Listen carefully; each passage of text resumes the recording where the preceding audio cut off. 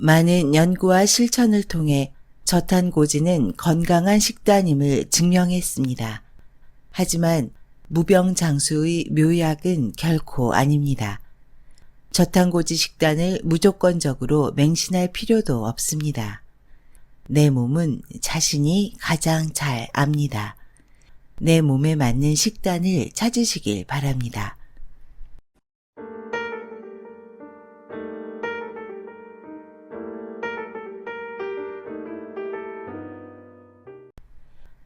건강한 지식을 함께하는 세이버스입니다. 오늘 소개드릴 책은 기적의 식단, 저자 이영훈이 쓰고 북드림에서 펴냈습니다. 부제는 저탄수화물 고지방 다이어트의 비밀입니다. 기존의 모든 다이어트는 한 가지 전제를 따릅니다. 적게 먹고 열심히 운동하라. 저자는 이 전제가 잘못되었다고 합니다. 우리 몸은 단순한 더하기 빼기 논리로 운영되지 않기 때문입니다.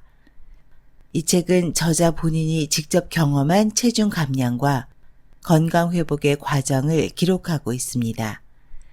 건강과 다이어트 두 가지 측면에서 최고의 길잡이가 되어줄 것입니다. 저자는 2016년 국내에 파란을 일으켰던 MBC의 다큐멘터리 지방의 누명 자문위원이기도 합니다. 그럼 저자의 생각을 들어보도록 하겠습니다. 저자 소개 이영훈. 부산대학교 의과대학을 졸업하고 안과 전문의로 부산에서 안과를 운영하고 있으며 2016년부터 저탄고지 식이요법을 환자 임상에 적용하기 시작하여 안과 질환을 비롯한 많은 대사질환 환자들을 치료하고 있다. 한국인의 생활 패턴에 맞는 저탄고지 다이어트 가이드 및 칼럼을 쓰고 저탄고지 다이어트 강연을 활발히 진행하고 있다. 저서로는 기적의 식단, 저탄수화물 고지방 다이어트의 비밀, 잠든 당신의 뇌를 깨워라 등이 있다. 책의 큰 목차, 챕터 1, 다이어트 실패는 당신 잘못이 아니다. 챕터 2, 기존의 상식을 뒤집은 저탄고지 다이어트. 챕터 3, 이렇게 즐거운 다이어트는 없다. 챕터 4, 저탄고지 라이프 스타일. 이제 책을 발췌해서 읽어드리도록 하겠습니다. 나는 어릴 때부터 줄곧 과체중이었고 그리 길지 않은 인생을 살아오는 동안 상당히 많은 날을 비만인 상태로 지냈다. 남들보다 잘 먹는다는 점을 늘 칭찬받으며 자랐지만 그다지 건강하진 못했다. 기관지 천식과 알레르기성 비염은 늘 함께했고 여러 소소한 질병을 몸에 달고 살았다. 과체중으로 인해 몸이 둔하다 보니 또래 아이들이 한창 축구에 열을 올릴 때도 나는 가만히 앉아서 노는 것을 더 좋아했다. 그래서 어린 시절에 책을 많이 읽게 된 것인지도 모른다.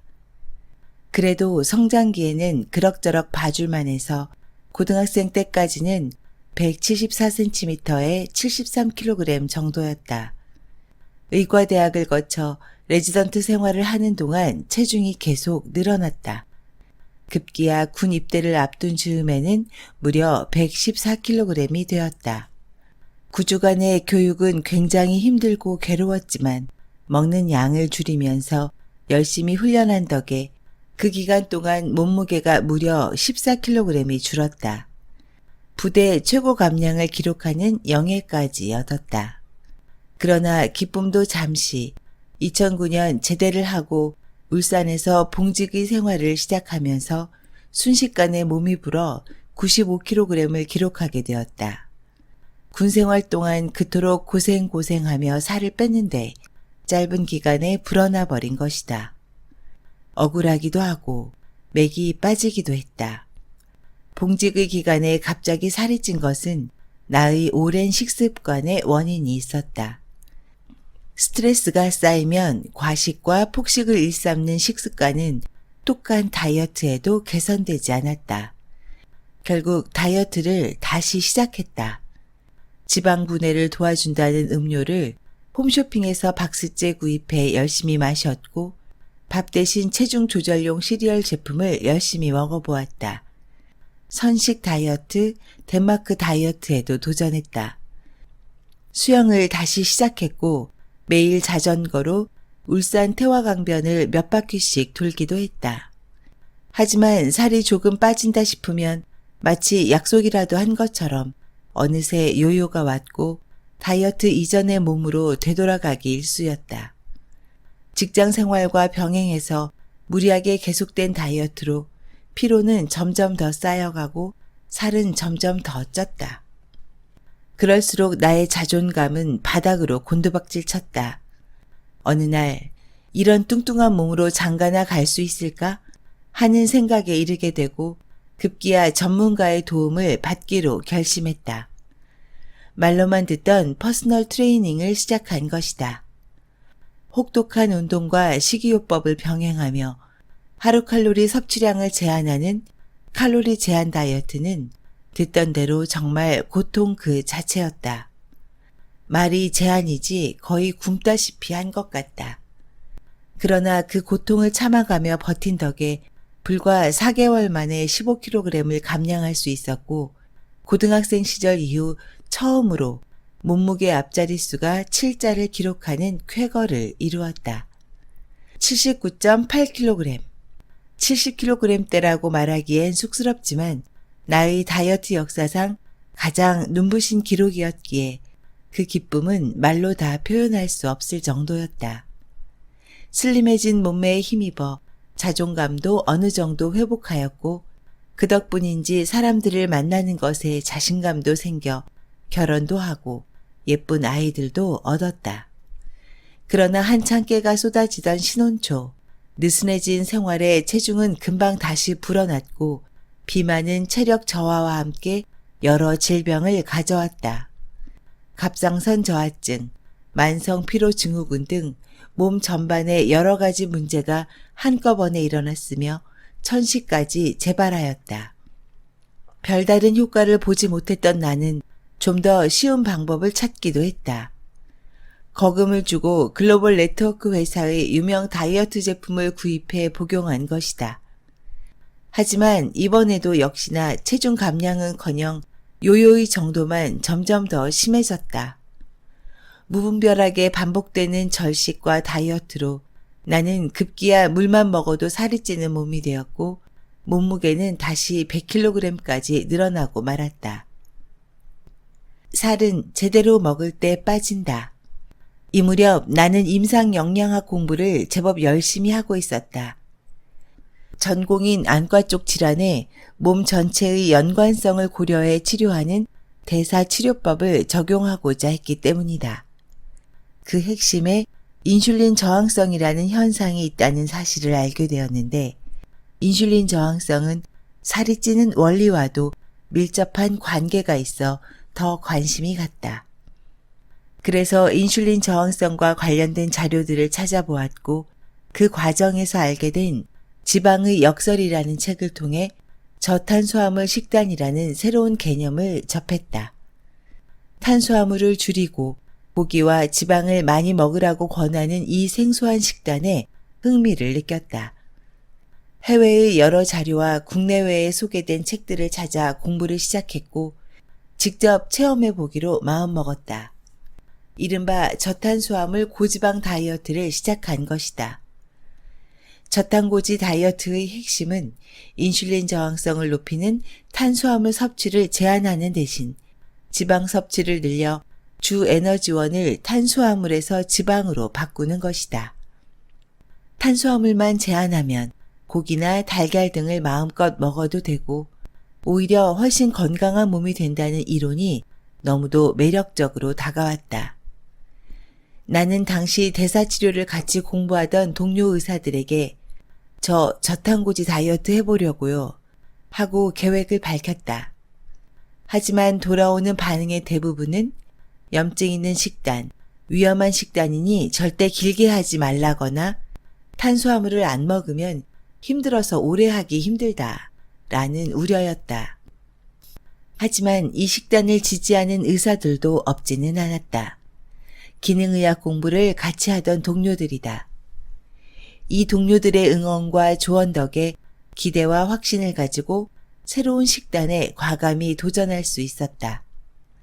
저탄고지 다이어트의 효과는 매우 빠르고 확실하게 나타났다. 밥, 빵, 면 등 탄수화물을 제한하는 것만으로도 첫 한 달 동안 체중이 5.5kg 줄었다. 당시 수영도 중단한 상태였기 때문에 운동 없이 이 정도의 체중을 감량했다는 것은 실로 대단한 결과라 생각했다. 이전에는 수영을 끊으면 한 달에 보통 2-3kg이 늘어나곤 했기 때문이다. 저탄고지 다이어트의 효과를 몸소 경험하고 나니 굳이 절식하거나 심한 운동을 해가며 내 몸을 혹사시킬 필요가 없었다. 욕심내지 말고 한 달에 2kg 정도만 체중을 줄이자는 목표를 세웠다. 당시에 나는 하루에 탄수화물을 50에서 70g 정도만 섭취하고 고기와 달걀은 마음껏 먹었다.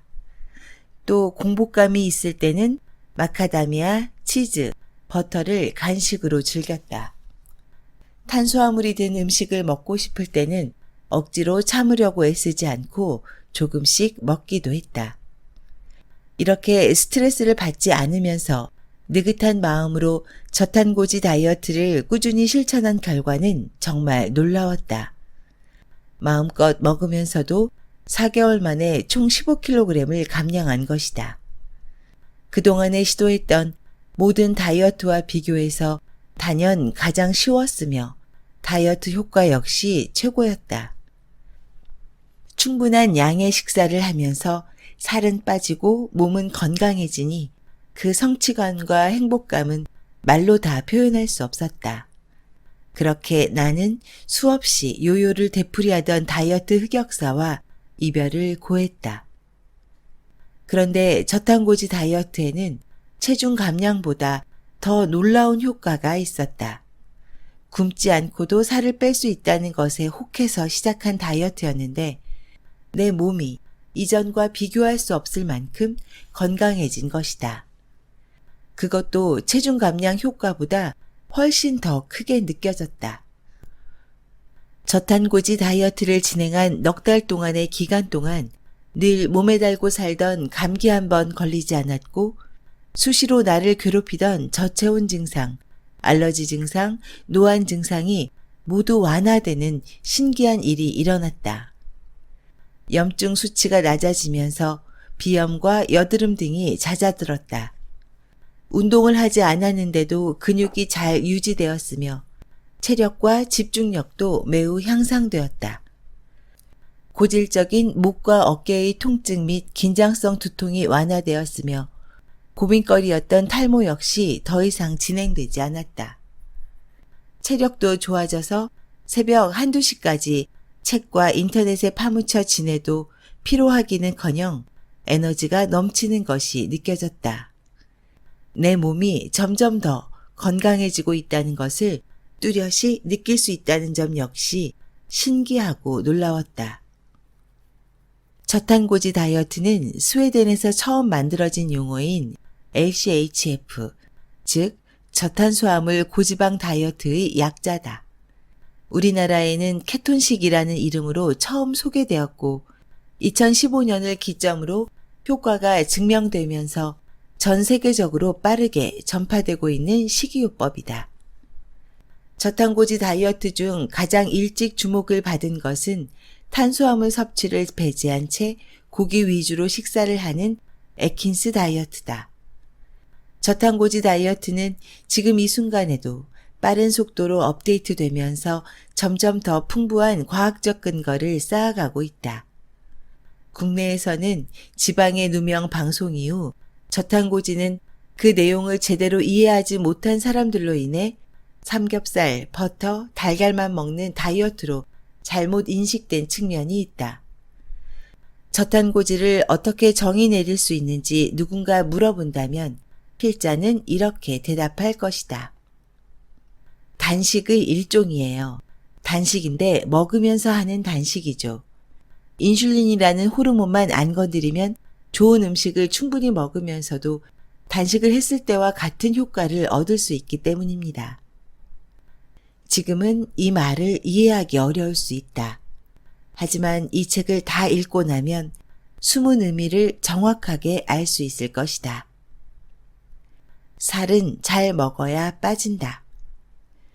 2012년 삼성경제연구소 조사 결과 우리나라 여성들이 살을 빼는 데 들이는 노력은 세계 1위다. 무려 95%의 여성이 스스로를 뚱뚱하다고 느끼고 있고 그 때문에 7조 원이 넘는 다이어트 시장을 형성하고 있다. 셀 수도 없을 만큼 많은 다이어트 보조제, 동네마다 자리 잡은 비만 클리닉, 다이어트는 우리의 생활 그 자체라고 해도 과언이 아니다. 다이어트는 항상 어렵다. 다이어트에 성공하는 확률은 17% 정도에 지나지 않는다.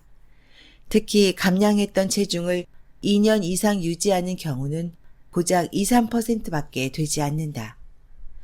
우리나라 성인 3명 중 1명은 비만, 5명 중 1명은 복부 비만 상태이다.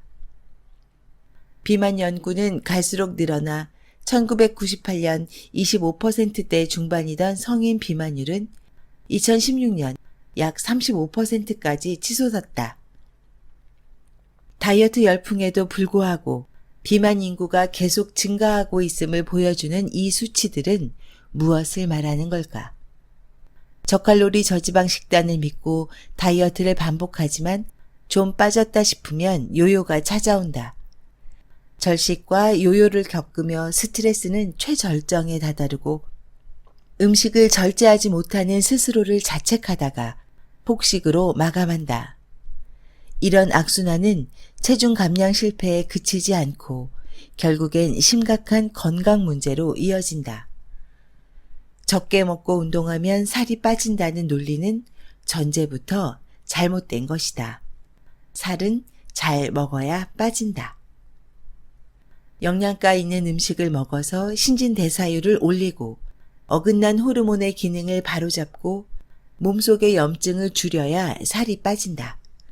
따라서 음식을 제대로 잘 챙겨 먹는 것이 건강하고 정상적인 다이어트의 전제 조건이 된다. 그런데 지금까지 마치 진리인 양 통용되어 온 칼로리 제한 다이어트는 먹는 양을 줄이라고 한다. 정상적인 다이어트와 반대의 길, 즉 비정상의 길로 인도하는 격이다. 물론 그 방법으로도 일시적인 체중 감소 효과는 보겠지만 계속하면 할수록 결국 몸의 대사를 비정상적으로 만든다. 정말 물만 먹어도 살이 찌는 몸으로 만든다. 다이어트는 4 빼기 5는 -1과 같은 단순한 수학 공식이 아니다. 저칼로리 다이어트 공식으로 보면 4만큼을 먹고 5만큼 소비하면 1만큼의 체중이 감량되는 것이 당연하다. 하지만 우리 몸은 이렇게 단순하게 운영되지 않는다. 음식 섭취가 제한하는 순간 대사를 최소화하는 절전 스위치가 켜지기 때문이다. 저칼로리 다이어트는 내 몸을 망치는 지름길이다. 저칼로리 다이어트를 한다며 굶으면서 운동을 해서 약간의 살을 빼고 요요 현상을 겪고 다시 굶기를 반복한다. 우리 몸은 극심한 스트레스를 겪으며 허약해진다. 우선 음식을 적게 먹고 운동을 많이 하면 혈당이 떨어진다. 그러면 우리 몸은 저혈당을 극복하려고 근육에서 당을 뽑아낸다. 이와 동시에 연료를 적게 쓰기 위해서 대사를 최대한 줄인다. 버젓이 살아있는, 특별히 아픈 곳도 없는 인간의 몸이 절전 모드가 되는 것이다. 이 과정에서 세포도 근육도 대사도 모두 망가지고 만다. 절전 모드에서는 우리 몸의 탄수화물 의존도가 더욱더 강해진다. 저혈당을 겪으면서 단백질이나 지방보다 빠르게 혈당을 끌어올릴 수 있는 단 것, 즉 탄수화물을 더 찾게 되는 것이다. 절식에 익숙해진 몸은 언제 닥칠지 모르는 기아에 대비해서 섭취한 영양소를 쓰지 않고 몸 여기저기에 지방으로 저장하는 데 급급한 상태가 된다. 언제 또 음식이 들어올지 알 수 없으니 섭취한 것을 쓰지 않고 최대한 비축해 두는 것이다. 혹독한 저칼로리 다이어트 이후에 폭식을 하면 평상시보다 더 살이 많이 찌는 이유다.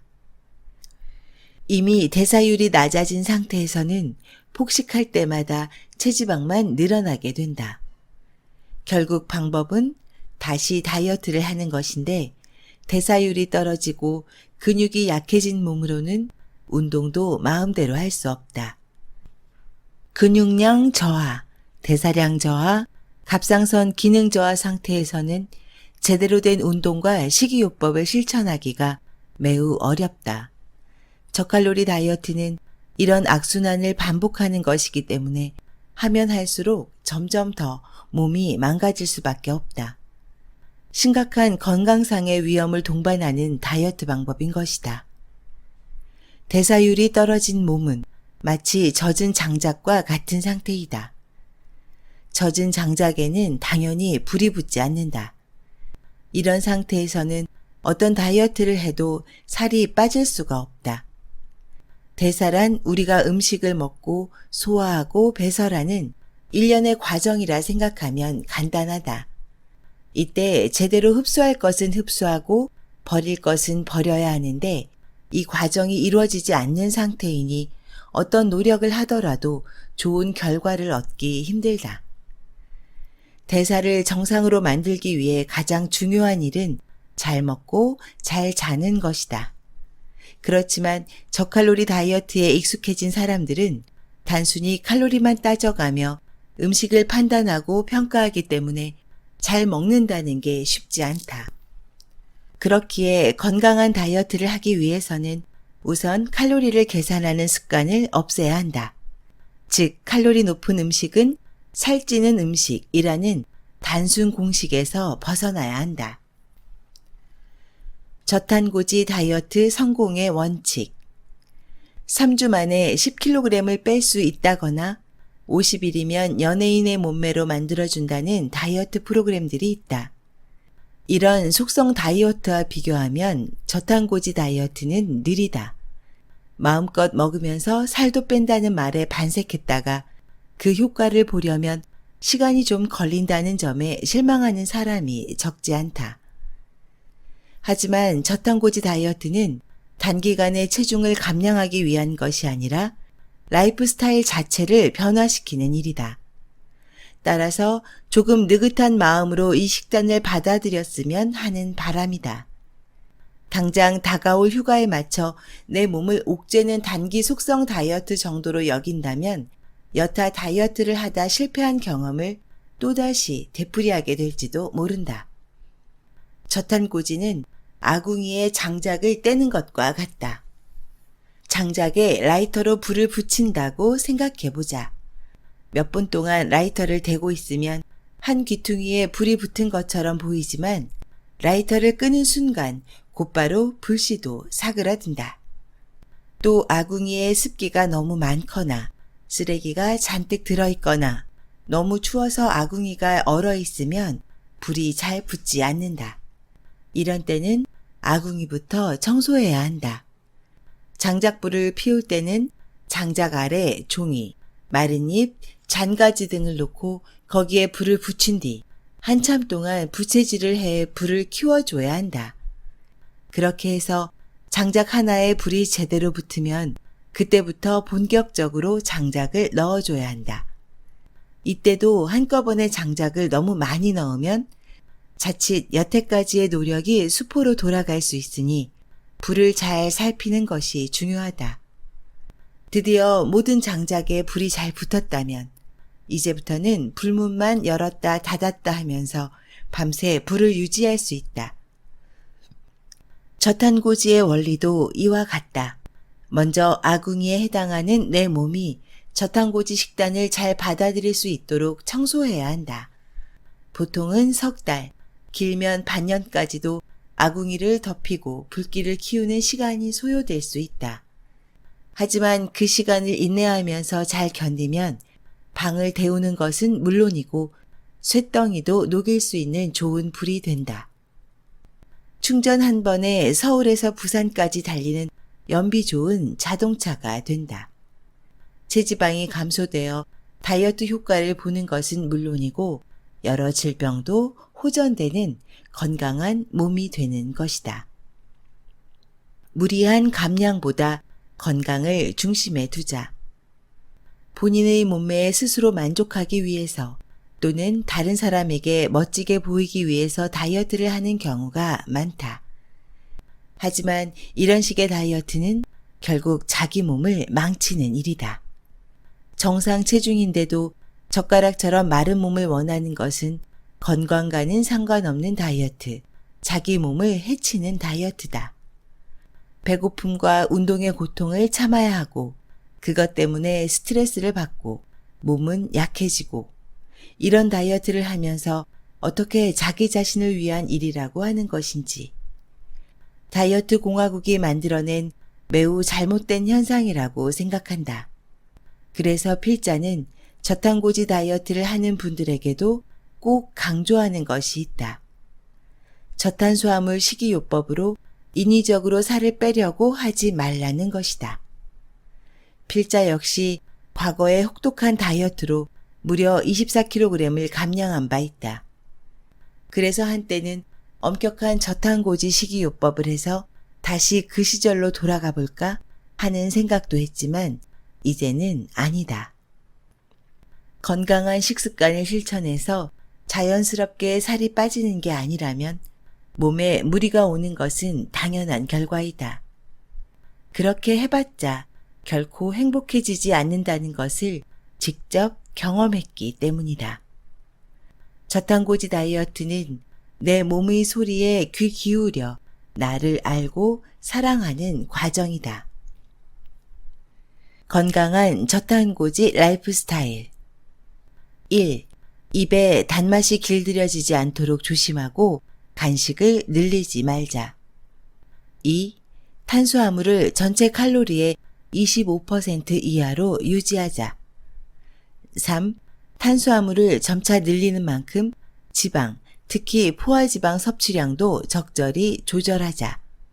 4. 자연 그대로의 음식, 염증을 덜 올리는 음식, 영양가 있는 음식을 먹자. 5. 발효식품, 즉 식초, 나토, 백김치, 무가당 요거트 등을 적극 이용하자. 6. 폭식 욕구가 치솟을 때는 최소 2끼 이상은 꼭 저탄고지 식단을 고수하자. 7. 급격히 혈당을 올리는 GI 지수가 높은 식재료는 피하자. 지금까지 이영훈 원장이 쓴 기적의 식단의 일부를 읽어드렸습니다. 저탄고지 다이어트는 탄수화물 대 단백질 대 지방의 비율 중 지방의 비율을 60-70%까지 높이는 것을 말합니다. 물론 경우에 따라 이 비율은 조절할 수 있습니다.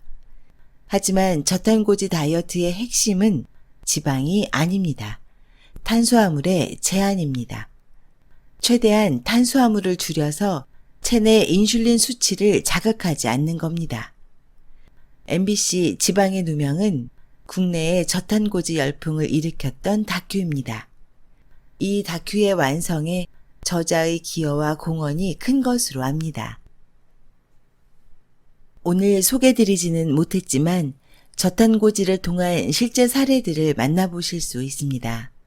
체중 감량을 넘어서 다양한 질병 치유 사례도 읽어보실 수 있습니다. 저자는 저탄고지 식단을 권유하고 있지만 이 식단을 맹신하지 말라고 조언합니다. 또한 어떠한 식단을 지키기 위해 스트레스를 받지도 말라고 합니다. 멋진 조언입니다. 저자가 저탄고지를 주장했을 때 의료계와 언론의 집중포화를 받았던 것으로 압니다. 지금도 저탄고지에 대한 논쟁의 불씨는 계속되고 있는 것 같습니다. 아무튼 책을 읽으면서 저자의 진정성을 느낄 수 있어서 좋았습니다. 이 책은 독자에 대한 배려가 돋보이는 책입니다. 저탄고지 식단에 관심 있는 분들께 일독을 권유드립니다. 지금까지 건강한 지식을 함께하는 세이버스였습니다. 여러분의 건강한 삶을 응원합니다. 감사합니다.